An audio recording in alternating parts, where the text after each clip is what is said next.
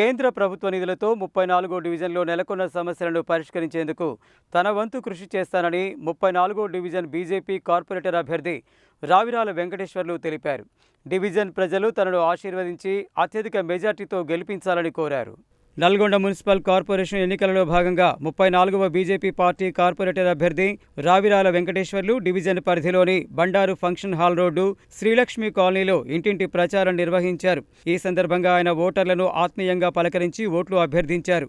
ఓ ఇస్త్రీ డబ్బా వద్ద సరదాగా ఇస్త్రీ చేసి ఓట్లు అభ్యర్థించారు. ఈ సందర్భంగా ఆయన మాట్లాడుతూ 34వ డివిజన్ బీజేపీ అభ్యర్థిగా ఎన్నికల బరిలో నిలిచానని, తనను డివిజన్ ప్రజలు ఆశీర్వదించి కార్పొరేటర్గా గెలిపిస్తే కేంద్ర ప్రభుత్వ నిధులతో డివిజన్లో నెలకొన్న సమస్యలన్నీ పరిష్కరిస్తానని హామీ ఇచ్చారు. 34వ డివిజన్లో కొత్త ప్రాంతం విలీనం కావడం జరిగిందని, ఈ ప్రాంతంలో గెలిచిన వెంటనే అభివృద్ధి పనులు చేపడతానని తెలిపారు. 34వ డివిజన్ ప్రజలు తనను ఆశీర్వదించి అత్యధిక మెజార్టీతో గెలిపించాలని కోరారు. ఈ కార్యక్రమంలో రావిరాల పూజిత, ప్రమీల, రేణుక, కళావతి, నిమ్మల యాదయ్య, పసుపులేటి భిక్షం, నవీన్ కుమార్, రమాశంకర్, రాజశేఖర్ తదితరులు పాల్గొన్నారు.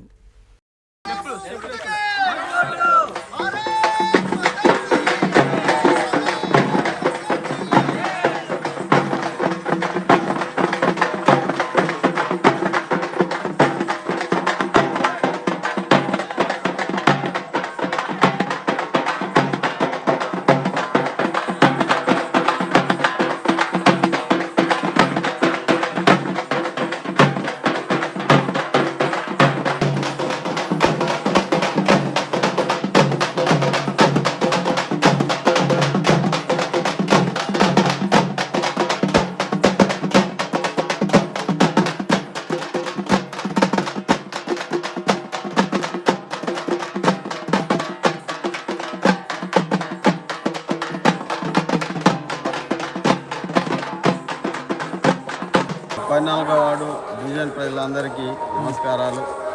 నేను గతంలో మున్సిపల్ కౌన్సిలర్గా 2 దఫాల పోటీ చేసినాను. 2000లో ఒకసారి, 2019లో ఒకసారి పోటీ చేయడం జరిగింది.